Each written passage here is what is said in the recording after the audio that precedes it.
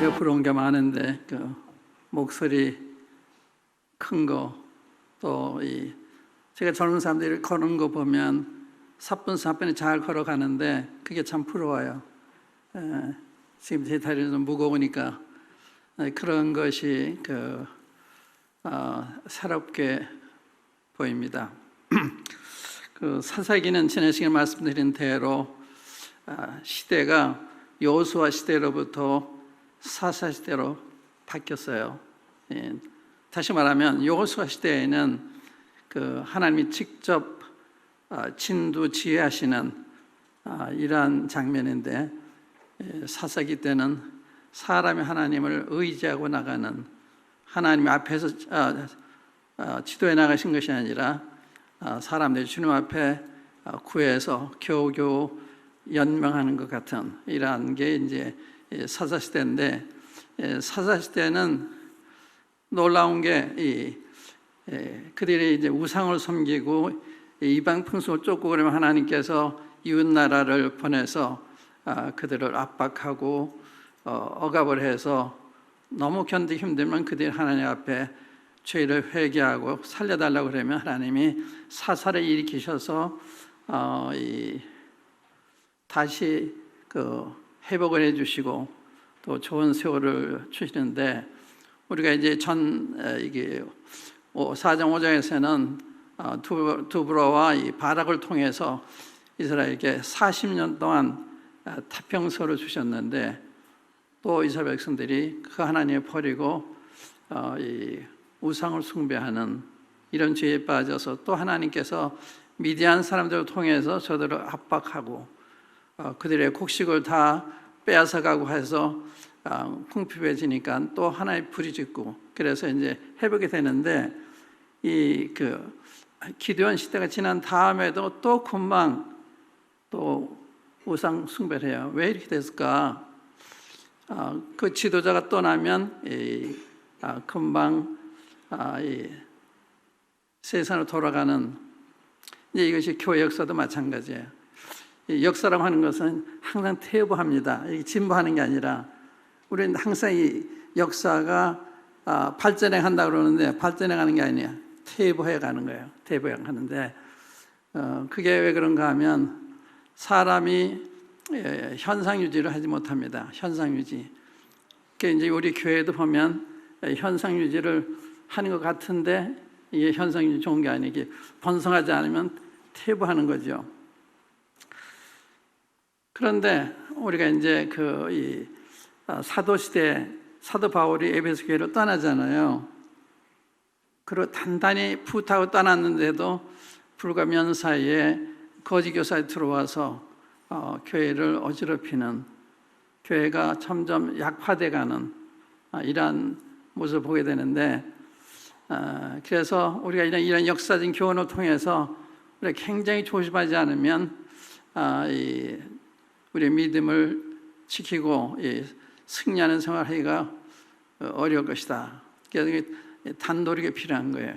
교회적으로 계획이 필요하고 이게 필요한데, 이런 걸 보면서 그걸 배워야 되는 거거든요.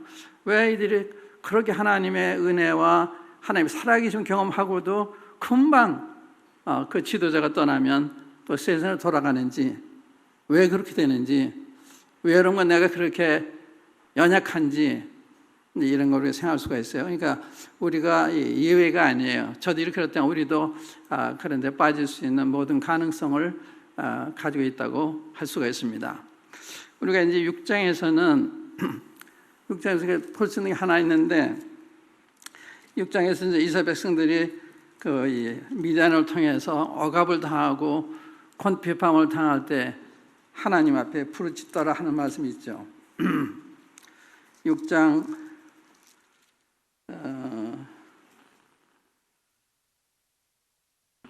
6절하고 7절을 보시면, 이스라엘이 미디안으로 말미암아 궁핍함이 심한지라 이에 이스라엘 자손이 여호와께 부르짖었더라. 이스라엘 자손이 미디안으로 말미암아 여호와께 부르짖었으므로 하는 말씀이죠. 이 부르짖는 게 굉장히 좋은 거예요. 부르짖는, 우리가 고난을 당하면서 부르짖을 줄 모르면 이거 좀 고난 받는 것도 억울한데 또 계속 이것을 겪어야 되는, 부르짖으면 여기서 해방받을 수 있고 구제받을 수가 있는데, 이 부르짖었을 때 어떻게 했느냐? 하나님이 선자를 보내십니다. 선자를 보내서 왜 너희들이 이러한 그 어려운 상황에 처해 있는지 그 이유를 가르쳐줘요. 왜 이렇게 됐는지, 왜 이런 이웃 사람들에게 억압을 당하고 양식을 빼앗겨서 번핍해지고, 그래서 이 선자를 통해서 하나님 어떻게 그들에게 은혜 베푸신 얘기해요. 애굽에서 어떻게 그들을 건져낸 거, 그들을 압박한 사람들 쫓아낸 거, 또 그들을 쫓아낸 그 땅을 그들에게 주신 거, 여러 가지 100% 하나님 은혜 베푸신 거 얘기한 다음에, 내가 너희들이 아모리 신들의 우리 두려워하지 말고 두려워하지 말라고 그랬는데, 그 두려워해서 두려워하지 말라는 하나님의 목소리를 청종하지 않았다. 하나님 말씀을 귀담아 듣지 않았다. 이것이 그들의 실패 원인이었어요. 하나님 말씀을 귀담아 듣지 않는, 어떤 하나님 말씀도 굉장히 중요한 거거든요. 가정과 관계된 말씀이든 사회와 관계된 말씀, 직장과 관계된 말씀이든 교육 관계된 말씀, 이 말씀을 귀담아 들어야 되는데 귀담아 듣지 않는, 이것이 이제 우리의 실패의 원인을 할 수 있어요. 그러니까 여러분들이 하나님 말씀 들을 때 얼마나 두려운 마음으로 들어야 되는지 하는 것을 우리에게 말해주는 것입니다. 그래서 6장 8절에 보면 여호와께서 이스라엘 자손의 한 선자를 보내셨다 하는 말씀이 있어요. 그 다음에 하나님께서 사람을 찾으시는데 기드온을 찾아서 이 백성들을 구원하는 일을 하시는데, 하나님께서는 어느 시대나 이 사람을 찾으시는 거예요. 사람, 하나님의 마음에 합한 사람, 하나님 쓰실 만한 사람을 찾는데 그런 사람이 안 보이는 거예요. 여러분들이 사람을 채용하는 경험이 있으시면, 사람을 채용하려고 그럴 땐 이 마음에 맞는 사람이 쉽지가 않아요. 실직자들은 많은데 쓸만한 사람이 그렇게 많은 게 아니에요. 하나님께서 하나님 교회를 위해 사람을 쓰시려고 할 때 아마 그러실 것이다 하는 생각이 들어요. 쓸만한 사람. 그래서 하나님께서 이 사울 시대에도 다윗을 찾으니 내 마음이 기쁘다. 다윗. 하나님 사람을 찾으시다가 다윗을 만나신 거예요. 여기도 하나님이 사람을 찾으시다 기드온을 만나신 것입니다. 하나님이 기드온을 눈여겨보신 거예요. 그랬다가 이 기드온에게로 하나님이 사자를 보내서 그를 불러서 준비시키고, 그래 전쟁터에 나가서 당신의 백성을 건져내는, 이게 장면이 이제 7장과 8장의 장면인데, 근데 6장에 보면 이 기드온이 왜 하나님 마음에 들었냐, 왜 하나님이 그 기드온을 많은 사람 중에 불러서 사사로 삼으셨느냐. 지난 시간에 조금 말씀드렸습니다만, 우리 6장에 보면 그 6장에서 이 미디안 사람들이 이스라엘 농사진 것을 다 빼앗아가고, 농사 안 되게 하고, 짐승도 다 빼앗아가고, 그렇기 때문에 기드온이 포도주 틀에서 밀을 타작하는데, 이 마당에서 타작을 하는데, 그런 미디안 사람을 다 뺏어가니까 포도주 틀에서 그걸 얼마나 털겠어요. 근데 거기서 무엇을 주님 보셨을까? 이 포도주 틀에서 밀 타작을 할 때 무엇을 보셨을까? 여러 가지 생각할 수가 있는데, 제가 생각하는 것은 자기 일에 충실했다. 가장으로서 충실했다.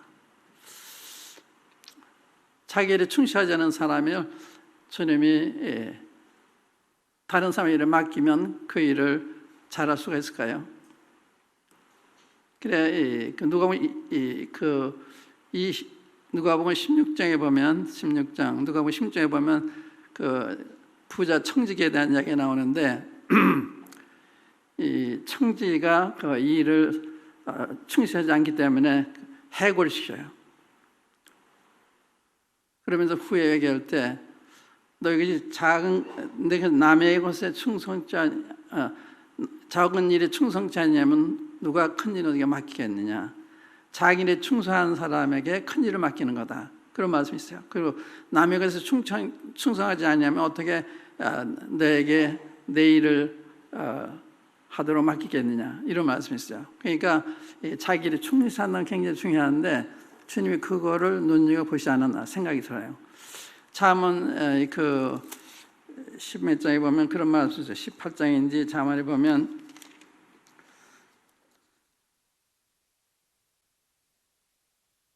누가 자기 일에 근시한 사람을 보았느냐. 그는 전한 잡지 않고 왕 앞에 서리라. 이런 말씀이 있어요. 자기에게 충실한, 근실한 이 점을 좋게 보셨나 하는 생각이 들고요. 그 다음에 하나님 사자가 찾아와서 이 기드온한테 큰 용사여 여기서 너와 함께 하시느니라 그래요. 큰 용사요.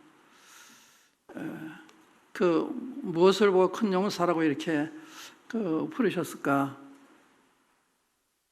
그가 이 대화하는 걸 보면 자기 백성이 고난을 당하는데 그 고민한 거예요. 왜 하나님이 택한 백성 우리들을 애굽에서 건져내신 다음에 이렇게 고난을 당하게 하시나?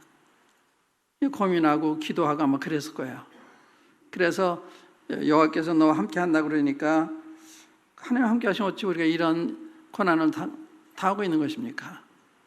하나님께서 우리 조상들을 애굽에서 건져내시 때문에요.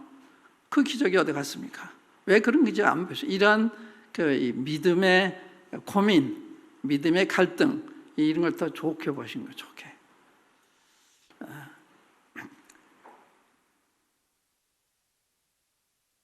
그래서 기드온이요 참 굉장히 자상한 하나님 말씀하신 말씀만 가지고 그냥 가는 게 아니라 제2, 제3 확인하는 주님이 저를 보내신 걸 제가 어떻게 알겠어요?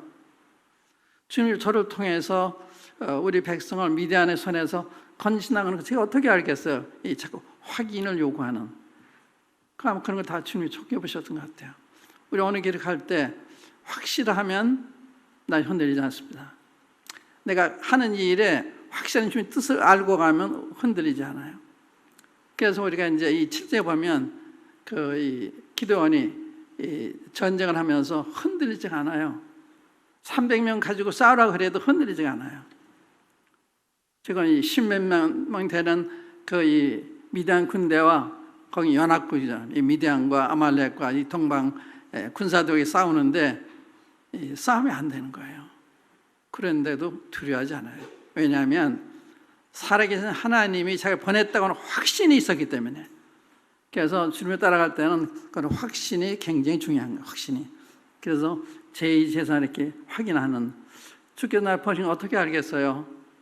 그러니까 주님께서 그러니까 이제 기도원이 내가 하나님 앞에 이 사자께 재물을 가져올 테니까 기다려달라. 그래, 기다리겠다. 그래서 재물을 가져오니까 그 고기와 무교병을 바위 위에 올려놔라. 그리고 국물을 부어라. 그리고 그가 지팡이 이렇게 손을 대니까 불러 사라지잖아. 이분이 정말 하나님이시구나. 그걸 확인한 거예요. 그러니까 그가 믿음의 불완전한 이런 생각 가운데 그냥 지나간 게 아니고 확실한 것을 요구한 그런 거 우리가 볼 수 있어요. 그 다음에 이제 긴 이야기 할 수가 없는데 마지막으로 보면 이 양의 털뭉치를 가지고 또 확인하잖아요. 주님이 저를 통해서 우리 민족을 미디안에 구원하신다 하셨는데 한 번만 확인해 주십시오. 그리고 내가 양털뭉치를 타작반에 둘 테니까 여기에만 이슬이 내리고 딴 데 이슬이 내리지 않게 해주십시오. 그런 기도를 해요. 주시면 그 기도 응답을 하세요. 또 이것으로 만족하는 또 이번엔 반대로 다른 내려는 다 이슬에 내리고 양털 뭉쳐야만 이슬이 젖지 않게 해주죠. 또 그렇게 하세요. 그때 기도하는 확신이 생긴 거예요. 그래서 7장 이제 보면은 두려움 없이 서슴지 않고 진행하는 이런 걸 볼 수가 있습니다.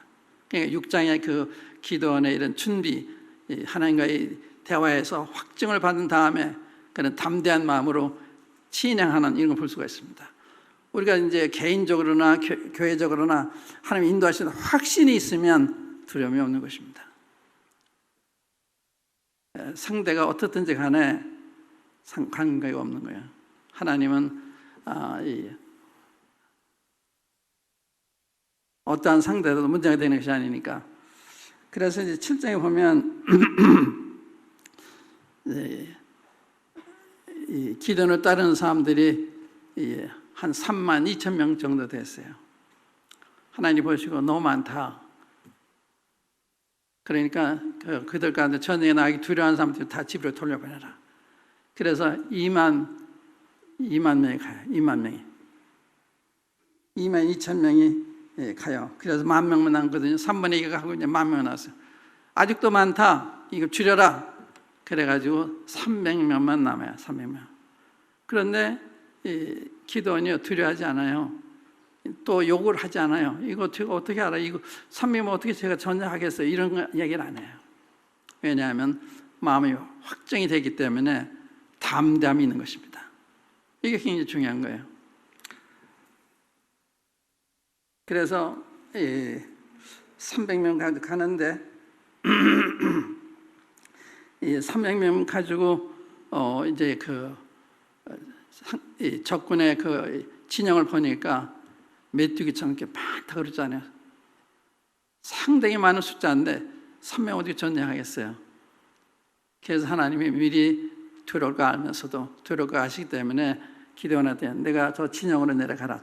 적진에 내려가 봐라. 네가 혹시 그게 두렵거든 내 부하를 데려가라. 그래서 두 사람이 가요. 가서 그 병사들이 꿈 이야기를 해요. 꿈을 꿨는데 보리떡 한 덩어리가 우리 진영에 굴러와서 천막으로 들어왔는데 깨물어졌다. 또 그 해몽을 해요. 이게 요아스의 아들 기드온이 이렇게 우리를 붙여서 우리가 기드온한테 멸망당할 걸 보이신 거다. 그걸 이 기드온이 적군들이 하는 이야기를 통해서 들어요. 더더욱 담대하죠. 이젠 주님이 이 백성들을 자기한테 이렇게 붙였다는 것을 확실히 알게 되기 때문에 그래서 싸우는데 거기 보세요.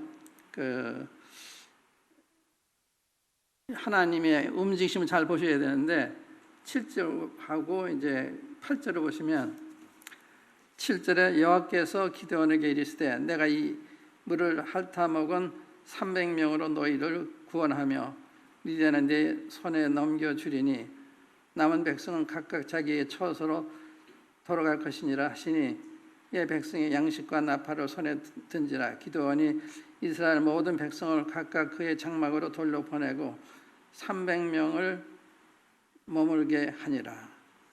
이거 지휘자로서 참 두렵지 않았겠어요? 그런데 담담하잖아요. 담담해요. 그 9절에 이제 그만 여호와께서 기도하는 게 이르시되 하나님 계속 나타나서 인도하시는 이런 걸 보는 거예요. 그러니까 하나님이 동행하는 사람의 특징은 때를 따라 하나님이 나타나서 우리 갈 길을 인도하세요. 우리가 이제 아브라함과 롯을 보면 똑같이 다 믿는 사람들인데 아브라함한테는 계속해서 나타나서 말씀하세요. 롯은 한 번도 안 나타났어요. 롯은 아브라함의 신앙의 영향을 받아서 신앙생활하는 사람이에요. 아브라함 하나님께 인도를 받아서 주님을 따라가는 사람이에요. 그러니까 아브라함은 떨어지니까 금방 소돔 고모를 가잖아요. 우리들 신앙도 다른 사람의 신앙의 영향을 받는 것만으로 만족해서는 안 돼요. 내가 개인적으로 주님과 관계에서 주님의 인도하심과 주님의 함께 하심을 확인하지 않으면 내가 교회를 떠난다든지 또 이 가까운 성도와 헤어지면 내가 계속 주님을 따라갈 수가 없게 되는 것입니다. 그런데 여기가 이제 그런 장면이죠. 그래서 기도원에게 이제 주님이 또 믿음을 든든히 세워주시기 위해서 불화라는 부하를 이 기도나하고 같이 적진으로 가도록 해서 주님이 함께 하시면 보게 하고, 그래서 담대함을 가지고 나가는 이런 걸 볼 수가 있는데, 그 다음에 또 볼 수 있는 게 뭔가 하면요, 19절 보세요. 7장 19절입니다. 기도원과 그 함께한 100명의 이경초에 진영 근처에 이른즉 바로 파수꾼들을 교대한 때라. 그들이 나팔을 울며 손에 가져던 항아리를 부수니라. 이게 이경초라고 그랬죠. 밤을 4경으로 나눠요. 6시부터 9시까지 1경, 9시부터 12시까지 2경, 12시부터 3시까지 3경, 3시부터 아침 6시까지 4경인데, 2경이니까 9시 지나서 한 10시 정도 됐는데, 그때가 바로 보초들이 교대하는 시간이에요. 그러니까 막 잠든 사이에, 잠들었을 때 기도원의 군대들이 거기에 이른 것입니다. 적진에 이른 거예요. 그러니까 이 타이밍을 주님이 맞추셔서 인도하시는 이런 것도 우리가 볼 수가 있습니다. 그러니까 하나님이 함께 하신 일에는 모든 것이 완벽하게 이렇게 진행이 되는 거예요. 그래서 이 전쟁에서는 어떤 우수한 무기를 통해서 승리하는 게 아니고, 우수한 군대가 승리하는 게 하나님이 싸워주신 거예요. 그래가지고 가는데 횃불과 빈 항아리와 또 이 나팔을 가져가는 거예요. 이게 무기예요. 이 적군을 싸우는 무기가 이 나팔과 빈 항아리와 횃불. 그래서 바로 이 순간에 항아리를 부수고 나팔을 불고 하나님과 기도원에 가려라 이렇게 외치니까 참자다 깻이 군사들이 허둥지둥 두려워서 지금 이 수많은 군사들이 쳐들어있다는 걸 생각하고서 도망가다가 서로 싸우는, 자기들끼리 싸워서 자기들끼리 죽이는 이런 일이 벌어져요. 그러니까 이 전쟁은 하나님이 속했다는 말이 있지 않습니까? 하나님이 속했다. 전쟁은 무기의 우삼에 있는 게 아니에요. 전쟁은 하나님의 손에 달린 것입니다. 우리도 이제 그런데 측면에 살고 있잖아요. 이 북한이라고 하는 이런 핵무기를 가진 적군이라 할 수 있죠. 이 측면에 있는데, 사실은 그게 무서운 것이 아니라 하나님이 함께 하시지 않는 게 무서운 거예요. 여러분들이 지금 우리나라가 지금 어느 방향에 가고 있는지 아세요? 나를 위해서 많이 기도를 하셔야 돼요. 또 우리 대통령을 위해서 많이 기도를 하셔야 돼요. 대통령이 하나님의 손에 있으면 마치 보혜물과 같아서 하나님이 임의로 인도하셔서 나올 수 있어요. 그러니까 이 대통령 혹 잘못된 생각했더라도 바른 생각하게 할 수 있는 하나님이십니다. 그러니까 하나님의 손에 다 달리는 거예요. 그래서 기도가 많이 필요한 거예요. 나를 위해서 기도하고, 대통령을 위해서 기도하고, 또 그 주변에 있는 보좌관들이 기도는 굉장히 중요해요. 오늘 제가 조선일보 보니까 이게 나랍니까 하면서 그 성명서 발표한 게 있었어요. 이게 나랍니까? 이 정도로 무섭게 지금 나라가 굴러가고 있는데 사람들이 몰라요. 그게 기도가 필요한 거예요. 여러분들이 표면만 보니까 잘 몰라요. 이면을 못 보시니까. 그렇기 때문에 지금 우리는 상당히 위험한 방향으로 가고 있어요. 여러분들 신문 안 보시나 봐요. 신문을 보시면 많은 걸 배울 수가 있는데, 그래서 나라를 위해서 어느 때보다 기도해야 되는, 대통령을 위해서 기도해야 돼, 이런 때 지금 살고 있어요.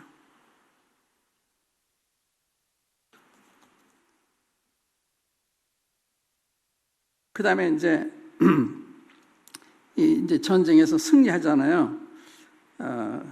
나중에 이제 24절에 보면 에브라임 사람들도 이제 전쟁에 참여시켜서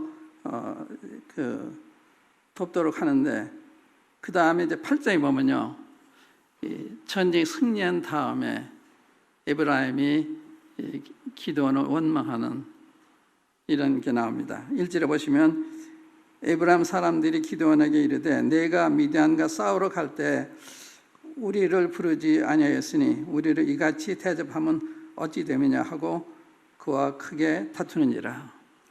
에브라임은 이스라엘 지파 중 가장 큰 지파입니다. 문에서는 가장 작은 지파예요. 그러니까 인간적으로 가장 약한 자인데, 약한 지파에 또 그 집안에서 가장 어린 사람이 기드온입니다. 외적으로 볼 때 별거 아닌 사람이 지도자가 되는 건 보기가 좋지 않은 거예요. 그래서 항의를 한 거예요. 왜 전쟁하러 가면서 우린 부르지 않았냐. 그런데 이 기드온이 대답하는 거 보세요. 기드온이 훈련된 사람이에요. 훈련된 사람. 그래서 거기에 맞대응하지 않고 겸손하게 대항해요. 당신들이 한 일과 저희 한 일을 어떻게 비교하십니까? 이렇게 그들이 한 일을 크게 평가를 하고 자기들 한 일을 작게 평가를 하니까 노가 풀려요. 한번 보세요. 기드온이 그들에게 이르되 내가 이제 행한 일이 너희가 한 것을 비교되겠느냐? 에브라임의 끝물 포도가 아비에셀의 만물 포도보다 낫지 아니하냐? 끝물 포도는 별게 아니잖아요. 그런데 만물 포도보다 낫지 않냐?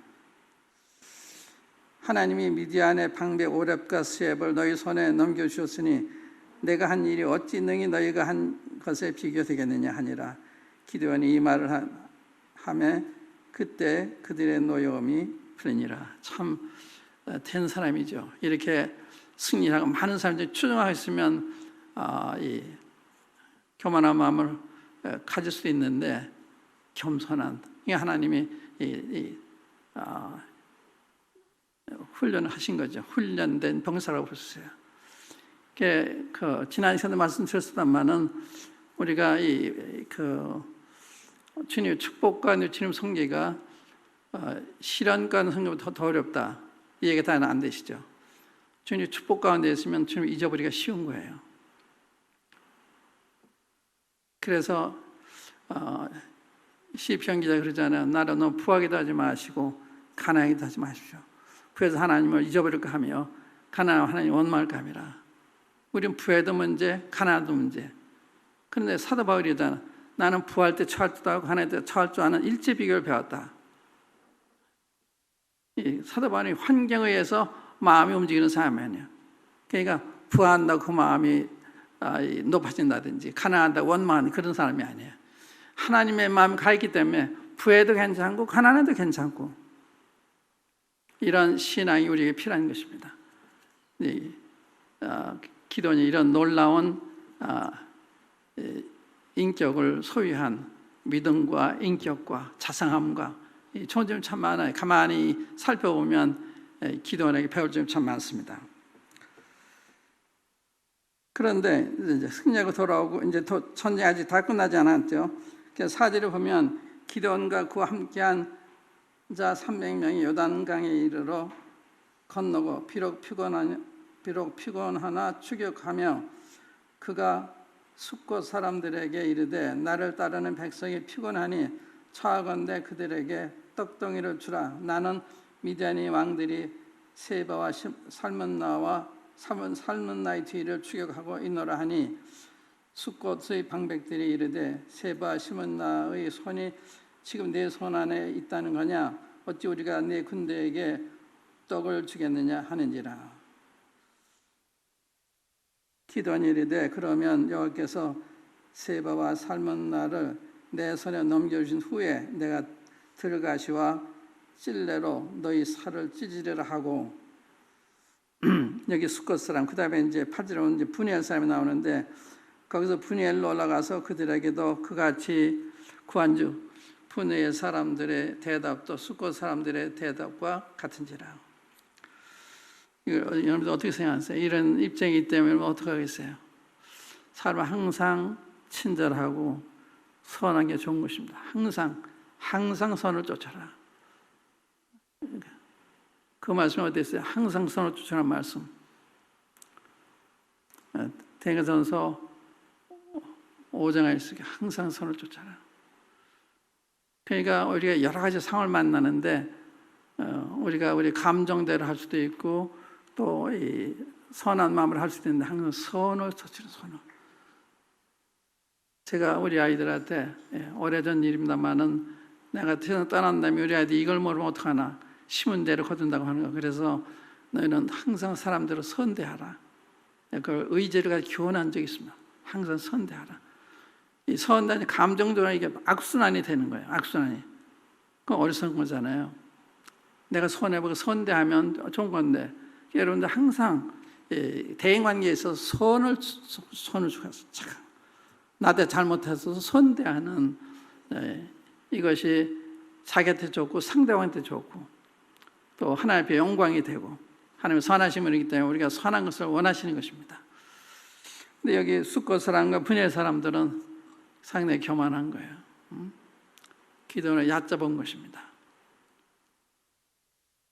이렇게 도움이 필요할 때는 도와주는 게 잘하는 거 아닙니까? 어떤 경우라도 제가 존경하는 한 형제님이 있어요. 그 형제님이 모든 다른 사람은 비난하는데 그 형제님은 오히려 그 한 일에 대해서 칭찬하는 어떤 일인가 하면 이 형제님이 핏을 졌는데 아이들을 과외를 시키는 거예요. 악기 공부를 시키는 거예요.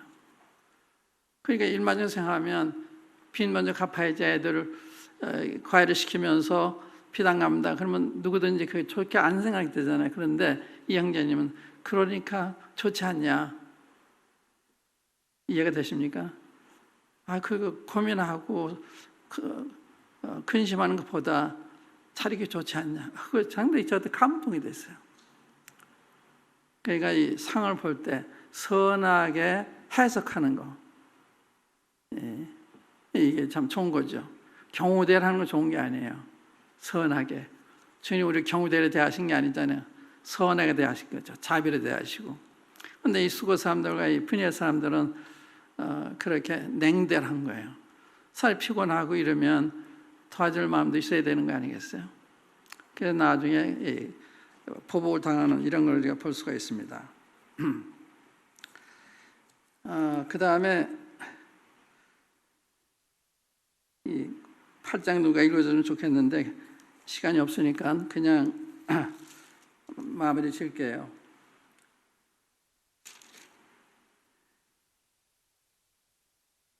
이 22절에 보면 그때 이스라엘 사람들이 기드온에게 이르되 당신이 우리를 미디안의 손에서 구원하셨으니 당신과 당신의 아들과 당신의 손자가 우리를 다스리소서 하는지라. 기드온이 그들에게 이르되 내가 너희를 다스리지 아니하겠고 너희 아들도 너희를 다스리지 아니할 것이요 여호와께서 너희를 다스리시라 하니라. 참 훌륭하죠. 지도자로 추대할 만한데 이게 지도자로 추대하는데도 아닙니다. 제가 할 일이 아닙니다. 제 자식들이 할 일이 아닙니다. 하나님께서 하십니다. 하나님께 모든 영광을 돌리는 이런 게 굉장히 중요한 것입니다. 우리가 이제 주님을 축복하셨을 때 우리 마음이 높아지기 쉽고 그런데 그때 겸손한 거, 그때 하나님께 모든 영광을 돌리는 거. 그래서 여러분들이 모임을 절대 자랑하지 마세요. 우리 모임을 주님을 자랑하세요. 부부 모임이 어떻다 그거는 굉장히 위험한 거예요. 전에 그런 분이 좀 계셨는데 제가 그런 얘기 하지 마십시오. 주님은 숫자를 보시는 게 아니에요. 아까 300명 가지고 하시잖아요. 두세 사람이 내 이름으로 모인 곳에 내가 들중에 있느니라. 주님은 두세 사람이라도 주님의 이름을 존중해 해서 말씀 따라 모이면 내가 그들과 함께 하시겠다는 거예요. 숫자가 많으니까 헌금을 많이 하니까 그게 아니에요. 우리 중심에서 하나님을 경외하고 하나님 영광을 존중 여기고 그래서 그렇게 할 때 두세 사람이도 나는 그들과 함께 할 거다. 그런 말씀이에요. 주님과 함께하는 모임이 힘센 모임이에요. 그게 축복받는 모임입니다. 그렇지 않냐고 우리가 숫자를 자랑한다든지 그러면 굉장히 위험한 것이고 하루아침에 무너질 수도 있어요. 그렇기 때문에 모임을 축복하신 분을 우리가 찬양하고 감사해야지 우리들을 자랑하면 큰일 나는 거예요. 괜찮은 게 아니라 큰일 나는 거예요. 절대 모임 이야기하지 말고 주님 이야기를 하시는 모임에 대한 이야기는 겸손하게 이야기하는 게 필요한 거고, 여기도 여호와께서 너희를 다스리라 하니라. 그런데 이제 기도원이 하나 실패하는 게 있어요. 기도원이 그 병사들한테 요청을 하는데 그 탈취한 귀고리를 내게 좀 달라 그래요. 그래서 귀고리를 다 모으니까 상당히 많았어요. 그걸 가지고 에봇을 만들어요. 그런데 이 에봇이 자기 가정과 백성들에게 올무가 됐습니다. 그것을 섬긴 거예요. 구약에 그 놋뱀 있잖아요. 놋뱀을 이스라엘 백성이 섬겼습니다. 이 놋뱀을 통해서 많은 사람이 살았기 때문에 우리 십자가 있잖아요. 십자가. 그게 십자가가 우리 주님이 십자가 아니잖아요. 십자가 우리 마음이 있어야 되는 거지. 그런 데 있는 게 아니거든요. 그리고 여러분들이 예수님의 초성하는 게 있잖아요. 예수님 아니에요. 상상해서 그린 거죠. 그걸 보고 그 앞에서 기도한다든지 그 앞에서 절한다든지 그런 사람도 있어요. 굉장히 위험한 거거든요. 우상 숭배하는 거예요. 그렇기 때문에 우리가 십자가를 안 한다는 이유도 그런 데 있는 거예요.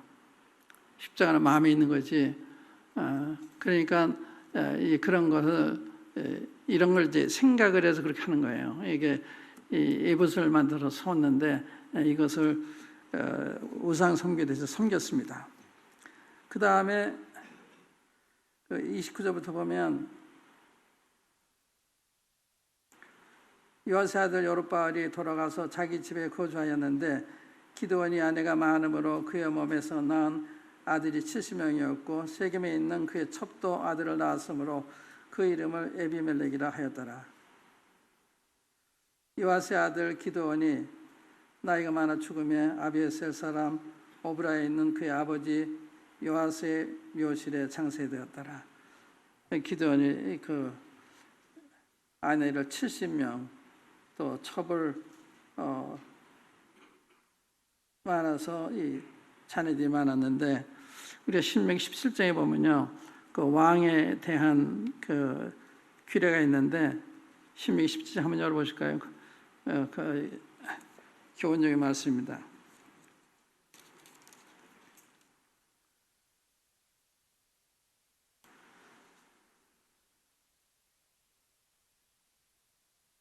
(14절부터) 보시면 네가 네 하나님 여호와께서 내게 주시는 땅에 이르러 그 땅을 차지하고 거주할 때 만일 우리도 우리 주위의 모든 민족들 같이 우리 위에 왕을 세워야겠다는 생각이 나거든 반드시 네 하나님 여호와께서 택하신 자를 내 위에 왕으로 세울 것이며 택한 사람 구원받은 사람 내 위에 왕을 세우려면 네 형제 중에서 한 사람을 할 것이요 네 형제 아닌 타국에는 내 위에 세우지 말 것이며 그는 병마를 많이 두지 말 것이요 병마를 많이 얻으려고 그 백성을 애굽으로 돌아가게 하지 말 것이니 이는 여호와께서 너희에게 이르시기를 너희가 이후에는 그 길로 다시 돌아가지 말 것이라 하셨으며 그에게 아내를 많이 두어 그의 마음이 미혹되게 하지 말 것이며 자기를 위하여 은금을 많이 쌓지 말 것이니라. 이게 왕의 규례예요. 왕이 이런 게 하나라도 잘못하면 그것이 나중에 그 시험이 되는 것입니다. 그런데 이 기드온이 이런 부분에 있어서 이러한 하나님의 말씀이 있는데도 불구하고 아내를 많이 두고 첩까지 두고 이렇게 해서 좋지 않은 그 간증을 남겼습니다. 그 다음에 34, 36, 35절 이스라엘 자손이 주의 모든 원수들의 손에서 자기들을 건져내신 여호와 자기들의 하나님을 기억하지 아니하며 기억하지 않았다. 그래서 역사라는 게 중요하고 또 성경을 계속 읽는 게 중요해요. 그 역사를 통해서 하나님의 손길을 보게 되므로 우리의 믿음이 교훈을 받게 되잖아요. 또 역사를 통해서 어떻게 해서 저도 실패했는지 그걸 보게 되면서 우리가 이 교훈을 받게 되고, 그런데 기억지 않았다. 이것이 이제 그 실패의 원인 중에 하나고, 또 여룹바알이라 하는 기드온이 이스라엘에 베푼 모든 은혜를 따라 그의 집을 후대하지도 아니하더라. 지도자에 대한 이러한 그 존경심, 인도자의 존경심, 이걸 다 잊어버리는 이런 것이 그 이스라엘 민족에 반복되는 그 약점이었습니다. 그래서 우리가 이 기도원을 통해서 배우는 게 뭔가 하는 이 부르짖음의 축복, 이 부르짖음. 어려울 때 부르짖으면 주님이 우리를 구원하십니다. 그러니까 우리나라도 어려울 때 우리가 모여서 기도하는 게 굉장히 중요한데 요즘 그게 잘 안 돼요. 기도가 잘 안 됩니다. 기도를 해도 잘 나오질 않아요. 부르짖는 게 굉장히 중요하다. 부르짖어서 하나님께서 선지자를 보내시고 기도원을 찾아서 그들을 건져내시는 이런 장면을 봤고, 또 기도원이 어떻게 그 많은 사람 중에 그 사사로 부름 받았냐, 그만한 좋은 점이 그게 있어요. 자기 일에 충실한 이러한 면, 또 믿음의 갈등, 그냥 보는 것이 아니라 왜 하나님이 살아계신 우리가 이런 일을 당해야 되나, 하나님 우리를 버리셨나, 여러 가지 생각한 걸 좋게 보신 거예요. 무심하게 지난 게 아니라, 그래서 그 기도원을 불러서 일을 맡기시는데 그냥 일에 시킨 게 아니라 이 기도원이 그런 부름 받은 다음에도 하나님 격려하는 말씀하셔서 그 말씀만 하지 않고 다시 확인하는, 그래서 이 확인이 다 됐을 때 그는 담대한 마음으로 전쟁에 나가서 그 사사의 임무를 잘 수행해서 성공하는 이런 걸 볼 수가 있는데, 그 다음에 그 말년이 좋지 않았다. 그래서 우리가 이제 이런 걸 통해서 우리 몸의 장래가 어떻게 될 것인가 이런 생각 해보셔야 되는 거예요. 이대로 가면 어떻게 될 것인가, 5년 후에 10년 후에 그걸 내다보고 우리가 염려를 하고 기도하고 상의를 하고 그래야 되는 거거든요. 역사가 우리에게 교훈하는 거예요. 그래서 우리가 이런 걸 보면서 우리 가정은 장래 괜찮을 건지, 우리 교회는 괜찮을 건지, 우리나라 이대로 해도 괜찮을 건지 이런 걸 내다보면서 우리가 이렇게 기도할 필요가 있고 기도해야 된다고 생각해요. 그리고 주님의 쓰임 받기 위해서 우리는 이러한 영적으로 세상을 바라보고 또 우리 모임을 바라보는 게 중요하다 하는 걸 말씀드리고 싶어요. 여기까지 좀 하겠습니다. 기도하십시다. 우리가 한번 기도해 주시면 고맙겠습니다.